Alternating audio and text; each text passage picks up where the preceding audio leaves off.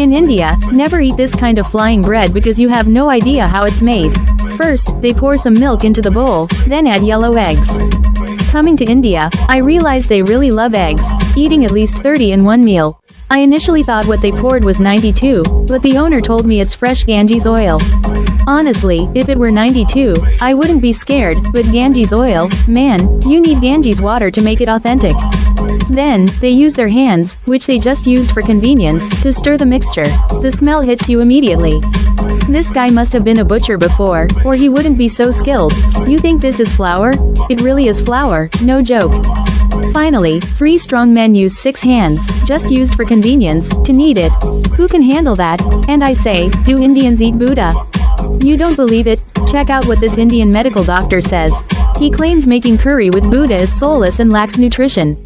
Only pure natural ingredients taste better. He says he eats at least 3 pounds a day and drinks 2 ounces.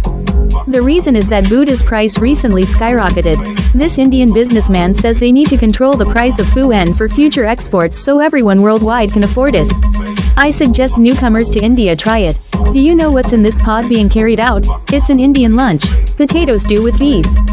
Some might say Indians don't eat beef, and that's true, but some do, and they eat it heartily. This shop on the 2nd floor of Laxmi in New Delhi is the only one selling beef in the city. Look at the crowd, and you'll see how popular it is. The process starts with peeling potatoes. Speaking of potatoes, in India, never eat vegetables casually because they might be recycled. Gutter vegetables are picked by vendors near dump sites daily. These not yet rotten vegetables are processed into so-called delicacies, which is why many people get sick. After peeling and cutting the potatoes, they're put into a big iron pot to cook with beef. You think it's real beef? You're wrong. It's actually Ganges meat. What is Ganges meat? Let me tell you, it's a mix of everything. Then, they use their hands, just used for convenience, to slap the bread on a seasoned blanket, and the smell hits you. Usually, people dip the bread in the potato Ganges meat because it's very fragrant. They don't have athlete's foot. I'm not trying to be mean, but seeing their dirty feet, if they do, I can't eat it. You'd get mouthfuls of blisters. When Sai Weng first came to India, he ate this and got sick that night. My Indian friend Ali Gah had to take me to the hospital on his 3-wheeler.